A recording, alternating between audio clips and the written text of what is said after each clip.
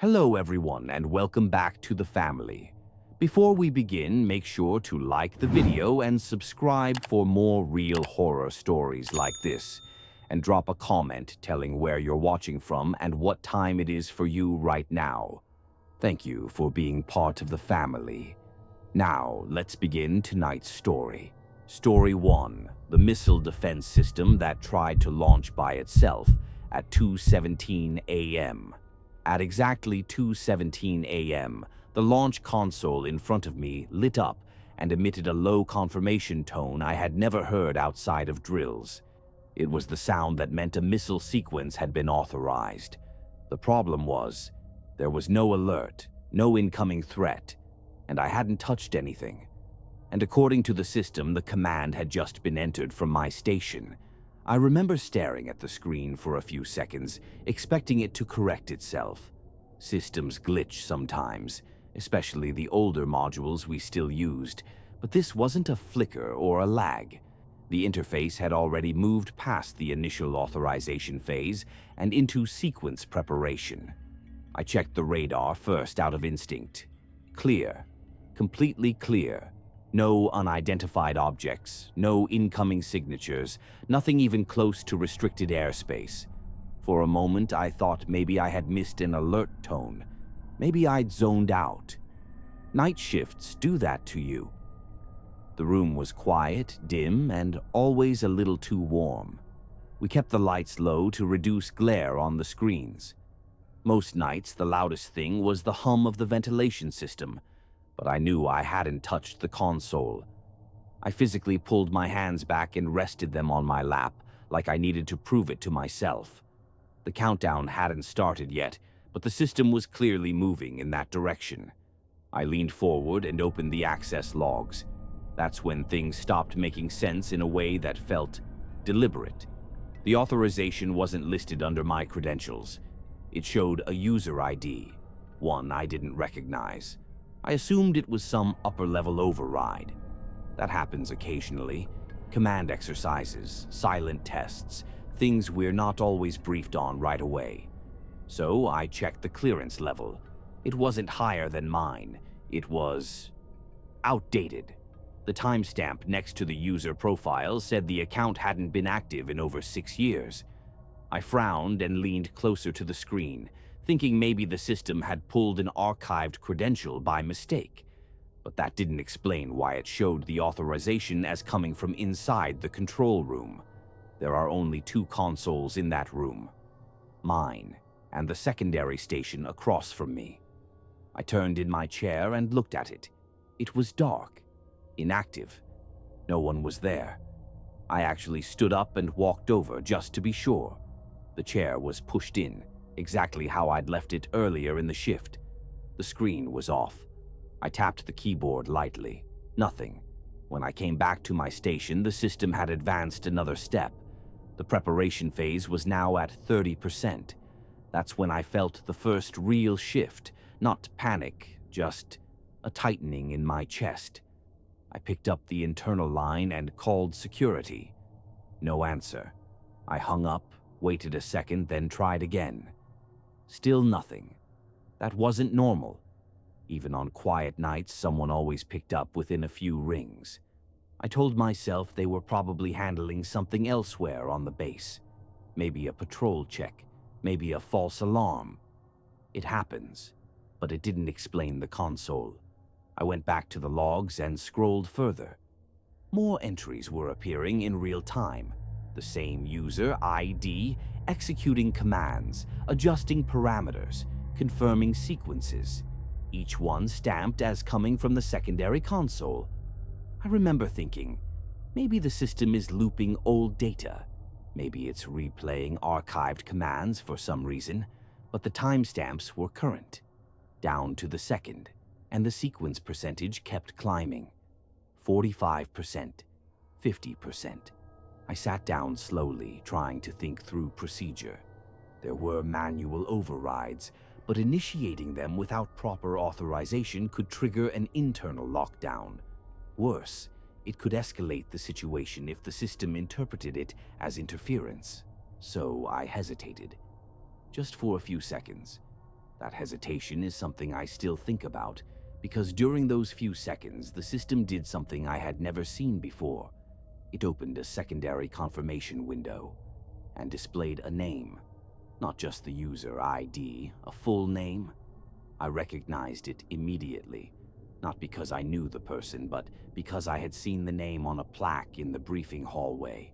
A former officer, killed during a training accident years before I was assigned to that base. I remember saying the name out loud, quietly, like I was testing it. It felt wrong to see it there, like the system had pulled something it shouldn't even have access to.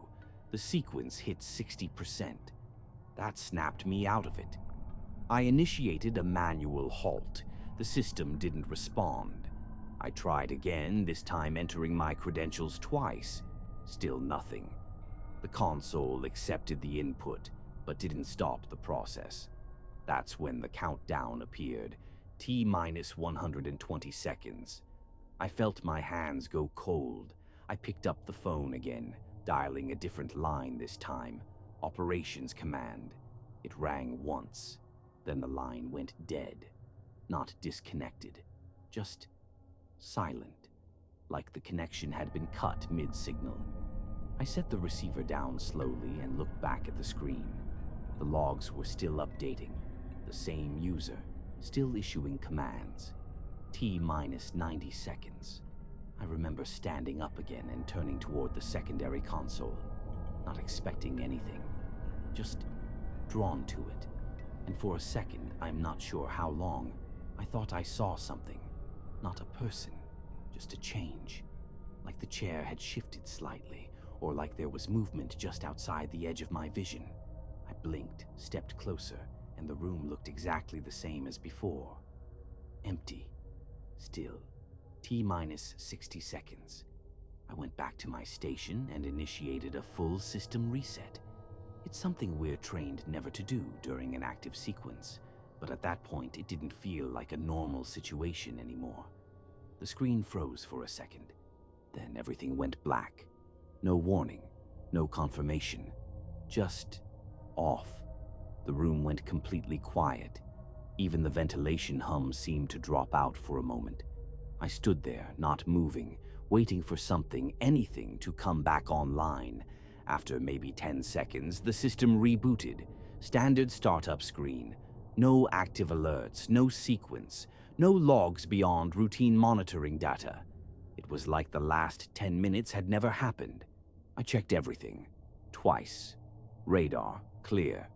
Authorization logs, empty. User activity, normal. No trace of the name. No trace of the commands. Just gone.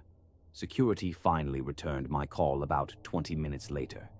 They said there had been a temporary comms outage across part of the base. Routine maintenance issue. Nothing unusual. I didn't mention the console. At the time, I wasn't sure how to explain it without sounding like I'd made a mistake. And in that environment, mistakes follow you. But a few days later, during a routine systems review, I quietly asked one of the senior techs about archived user credentials. I mentioned the name. He didn't react immediately, just looked at me for a second longer than expected. Then he said that account had been permanently deactivated after the accident, removed from all active systems. Shouldn't be accessible anymore, he told me. I nodded like that made sense, like it was just a technical detail, but I didn't tell him what I'd seen.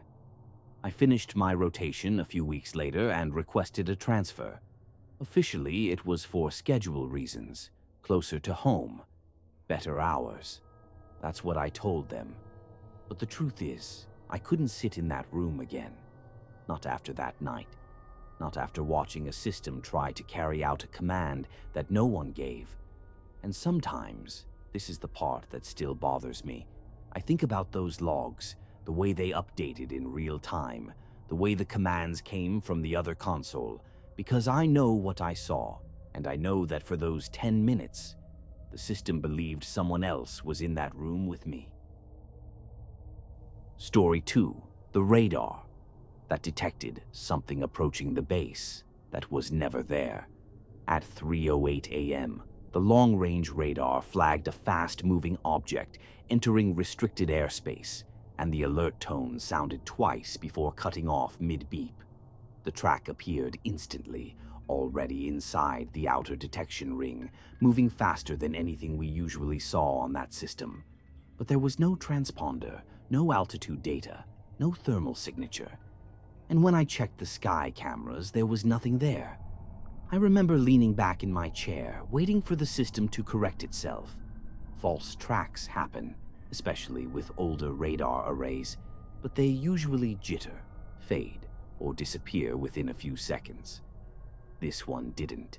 It held steady, speed constant, direction fixed, heading straight toward the base. I zoomed in on the track and ran a quick classification check. The system couldn't identify it as aircraft, drone, or debris. It just labeled it as unknown object, which I had only seen once before during a training simulation. I glanced at the clock again. 3:09 a.m. The object had already closed a noticeable distance. I picked up the radio and called it in to the on-duty supervisor. "Control, this is Radar 2. I've got an unidentified track approaching from the northwest. No signature." There was a pause on the line, then, "Confirm, no signature."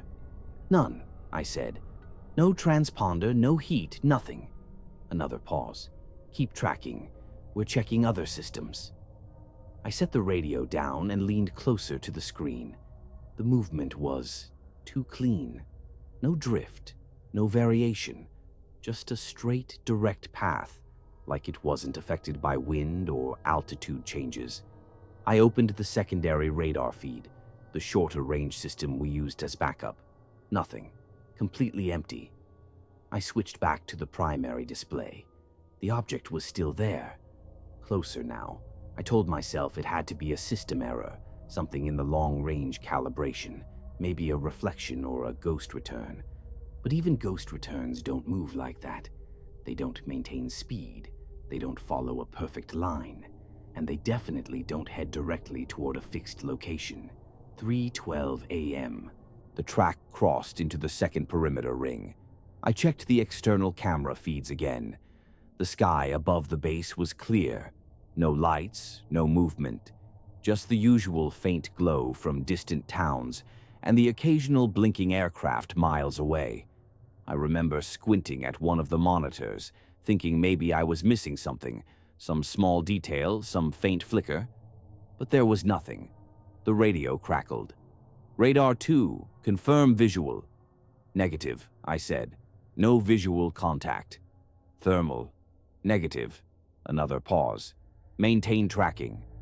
I could hear something in the supervisor's voice now, not panic, just hesitation, like he was waiting for the system to prove itself wrong. 3:14 a.m. The object slowed. Not gradually, it just changed speed, from extremely fast to something more controlled, like it had reached a certain point and adjusted itself. I remember thinking, that's not how anything moves. Even drones don't shift like that without some visible change in pattern. I leaned forward and pulled up the data logs. The system still couldn't assign any physical properties. No size, no altitude, just position and movement. It was like tracking something that didn't fully exist. 3:15 a.m. The track stopped, right outside the inner perimeter. Not hovering, not circling, just stationary. I stared at the screen, waiting for it to disappear, but it stayed, perfectly still. I checked the timestamp. The system was still updating, still confirming its position every second. I switched to another camera feed, one that covered the outer fence line. Nothing. The ground was empty. The fence lights were on, casting that same dull yellow glow across the gravel and access road. No shadows, no movement. I remember thinking, maybe it's above the camera range, so I checked the upward-facing cameras. Still nothing, just empty sky. The radio came back. "Radar 2, we're not seeing anything on secondary systems." "Same here," I said. "Only primary is tracking it. Hold position. Do not escalate yet." That last part stuck with me. Do not escalate yet. Like they weren't sure if this was real, or if I was. 3:17 a.m. The object moved again, but this time it didn't follow a straight path. It shifted sideways, a sharp, unnatural angle, like it had skipped across space instead of traveling through it. I actually blinked and checked the replay function. The movement was there, logged, recorded, but it didn't look right. There was no transition, no arc, just one position, then another. Closer, inside the perimeter. I felt something tighten in my chest because at that point it wasn't just approaching the base anymore. It was inside it. I checked the internal sensors. No alarms, no motion detection, no pressure changes, nothing. The system was telling me something had entered one of the most secure areas on the base, and every other system was saying it was empty. 3:18 a.m. The track moved again, closer to the control building, closer to me. I remember looking up from the screen and glancing at the door to the radar room. It was closed, locked. The hallway outside was silent. I could hear the faint hum of the equipment racks behind me, the soft ticking of the wall clock. Everything felt normal. Too normal. I looked back at the radar. The object was now directly over the building, right above my position. I held my breath for a second without realizing it, waiting. For what? I don't know. A sound, a vibration, anything. But there was nothing. Just silence. 3:19 a.m. The track disappeared. No fade, no signal loss warning. Just gone. I sat there for a few seconds, staring at the empty screen. Then I checked the logs. The entire track was still recorded, every movement, every position, until the last point, directly above the control room. Then nothing. No exit path, no disappearance marker. Just an end. The radio came back again. Radar 2, confirm status. I hesitated. Then I said, track is gone. Copy. We're clearing it as a false return. I nodded, even though they couldn't see me. Copy. The rest of the shift was quiet. Too quiet. I kept checking the radar every few minutes, expecting something else to appear. But it didn't. By 6 a.m., the system looked completely normal, like nothing had happened. Later that week, I reviewed the recorded data with a systems analyst. We went through the track frame by frame. He didn't say much at first, just kept replaying the same segment where the object shifted inside the perimeter. Finally, he paused the video and said, "That's not a movement pattern." I asked what he meant. He leaned back in his chair and pointed at the screen. "That's relocation." I remember frowning. "What's the difference?" He didn't answer right away. Then he said, "Movement implies time between positions. This doesn't show time passing." I didn't fully understand what he meant, but I didn't argue. A few days later, the official report came back. System anomaly. No physical object detected. Case closed. That should have been the end of it. And for a while it was. Until I noticed something I hadn't seen before. It was in the timestamp logs. Right at the moment the track disappeared, there was a 1-second gap, a missing second. Not just in the radar system, in the entire network. Every synchronized clock on the base skipped from 3:1912 to 3:1914. No explanation, no recorded cause, just a second that wasn't there. I didn't report it. At that point, I'd already said enough. But sometimes I still think about that track, the way it moved, the way it stopped, the way it ended directly above me, and that missing second. Because I can't shake the feeling that whatever the radar was tracking didn't disappear. It just stopped being something the system could see. Story 3. The emergency launch code that appeared on the screen. When the control room was empty, condensed. At 1:42 a.m., the emergency authorization panel turned red. and a valid launch code appeared on my screen without any input. The system logged it as entered from the secondary console across the room, but I had locked that console myself, and I was the only one inside. I didn't react immediately. I just watched the code, waiting for it to disappear. It didn't. Every segment checked out. Format correct. Validation green. It was a real code, fully accepted by the system. I turned slowly toward the secondary console. Dark screen, chair pushed in. No movement. Exactly how I'd left it. I opened the input logs. Source, console B. Authorization, command override. Status, accepted. My console showed nothing. I walked over to console B, each step sounding hollow under the floor panels. When I reached it, I tapped the screen. It woke up instantly. Idle display. No session. No activity. Even the dust on the edges looked untouched. I told myself it had to be a logging error. That was the only explanation that made sense. When I got back to my station, the code was still there, waiting. I pulled up the authorization details. There was a name attached. It took me a second to recognize it. Then I did. An officer from an old training report. Dead for years. I actually said no under my breath, like that would fix it. I opened the personnel database. The profile confirmed it. Status: deceased. Authorization revoked. Account removed. But the code was still active. The system wasn't questioning it. At 1:44 a.m., the logs updated. Console B, session active. I looked up immediately. Nothing had changed. The console was still dark, still empty. I walked over again, slower this time, and that's when I noticed the chair. It wasn't fully tucked in anymore, just slightly pulled back. I stopped. I was sure it hadn't been like that before. I told myself I just hadn't noticed. That felt easier. I leaned in and tapped a key. The screen flickered, and for a split second I saw something behind the idle display. A different interface. Gone before I could focus.